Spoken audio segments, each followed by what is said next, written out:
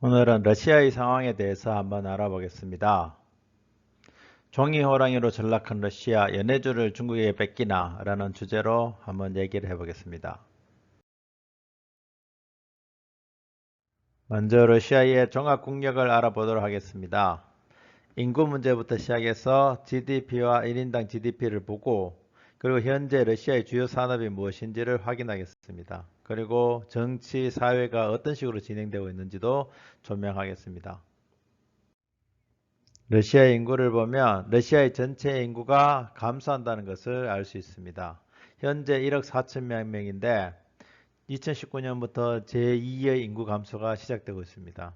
그래서 2050년에는 1억 3천만 명, 그리고 2100년에는 1억 2천만 명까지 꾸준히 줄어들게 되겠습니다. 러시아의 GDP는 1.5조 달러, 약 한국 수준입니다. 그리고 1인당 GDP는 약 만불, 즉 한국 3만 불의 3분의 1 수준에 해당되는 굉장히 낮은 수준이죠. 러시아의 국력의 변화를 보면 추락, 상승, 추락, 상승이 반복됩니다. 옆에 카툰을 보듯이 1940년대 추락했다가 1970년대에 상승했다가 다시 1980년대 추락했다가 현재 다시 상승하고 있는 추세입니다. 그렇게 되는 이유는 뭐냐면 바로 불안한 경제 때문이죠. 경제 자체가 굉장히 불안정하기 때문에 이런 과정이 반복된다는 것입니다.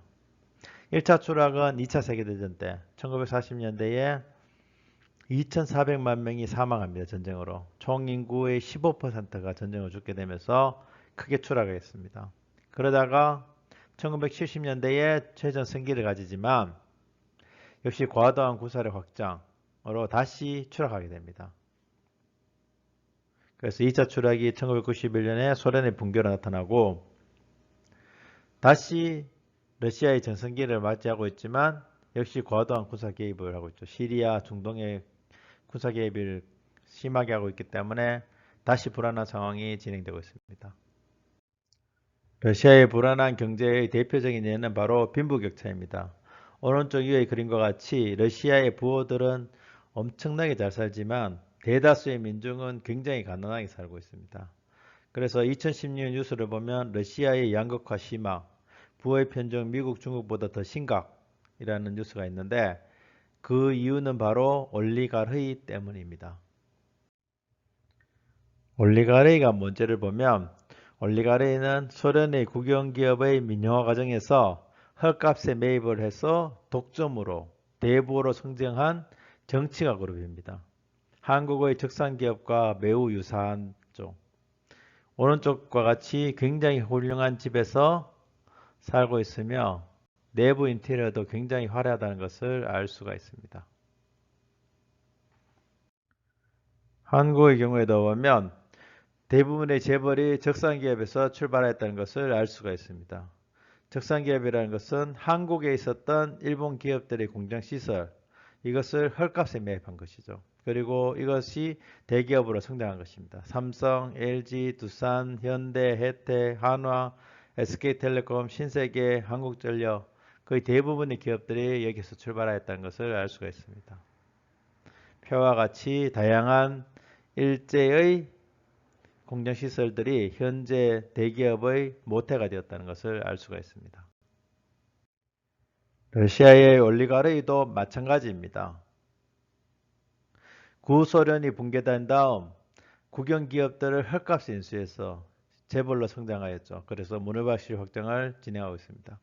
자동차 산업, 미디어 산업, 부동산 산업, 석유 산업, 통신 산업, 석탄 산업, 구리 산업 등등이 이런 재벌들에 의해서 장악되었습니다.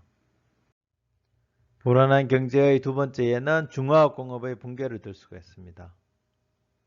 경공업은 약하고 중화학공업은 현대화 실패와 쇠퇴의 길을 걷고 있죠. 이유는 소련 붕괴 후 혼란기 동안 투자가 부족하였고 올리가르히의 부정부패가 만연하기 때문에 공장의 노후화가 굉장히 심각합니다. 첨단 산업은 육성이 불가능하죠. 왜냐하면 전체주의 분위기라서. 서비스 산업도 보면 상대적으로 약하고 결국은 천연자원 산업에 의존하고 있습니다. 석탄, 석유, 천연가스 산업에 의존하는 경제입니다.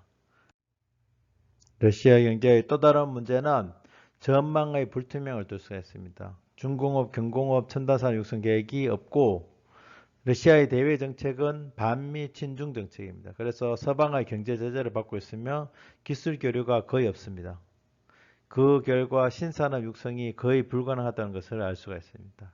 궁극적으로 천연자원 산업에 의존하는 경제가 되어 있고 석유값의 변동에 따라서 경제가 변동하는 천수답 경제입니다. 그래서 석유 가격이 하락하면 경제 위기에 직면하고 있죠.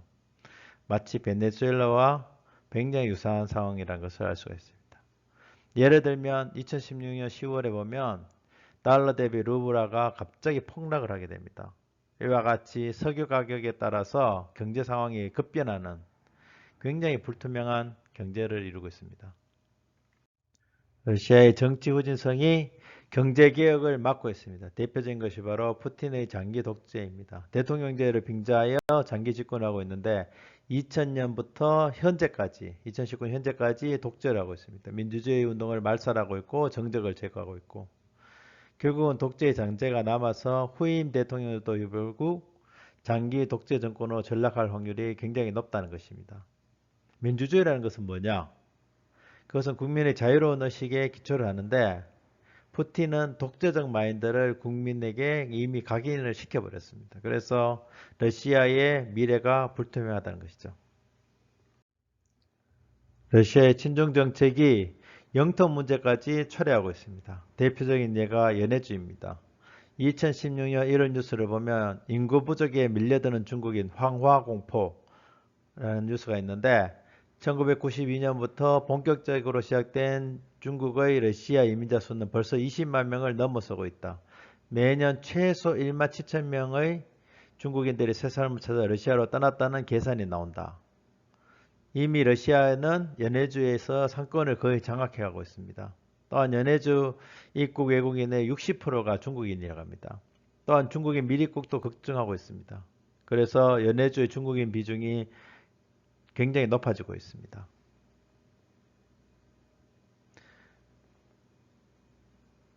러시아의 연해주 통계청을 보면 자그마치 10년 동안에 35만 명의 러시아인이 감소했다고 합니다. 연해주 전체 인구가 약 190만 명이기 때문에 매년 2% 정도의 인구가 러시아 인구가 줄어들고 있습니다. 그에 반해서 중국의 경우는 중국 동북 삼성의 인구가 총 1억 2천만 명에 해당됩니다.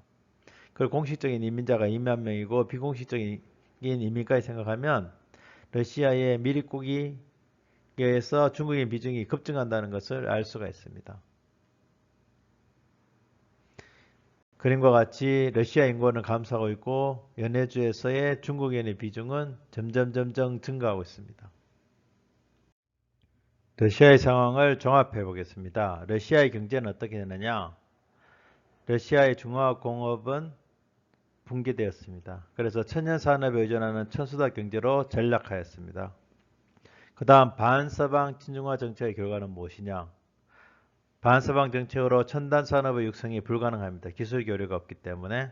그걸 친중 정책으로 중국 이민자들이 급증하고 있습니다. 그 결과 연해주 상실 가능성이 굉장히 높아지고 있습니다. 연해주의 러시아 인구는 급속히 감소하고 있습니다. 10년 동안 35만 명, 즉 1년에 3만 명씩 감소하고 있는 반면에 중국인의 공식적인 이민자는 1년에 2만 명, 비공식적인 미리국까지 하면 굉장히 많다는 것을 알 수 있죠. 결국은 러시아의 연해주는 중국화되고 결국 영토 상실로 이어질 가능성이 급증하고 있습니다.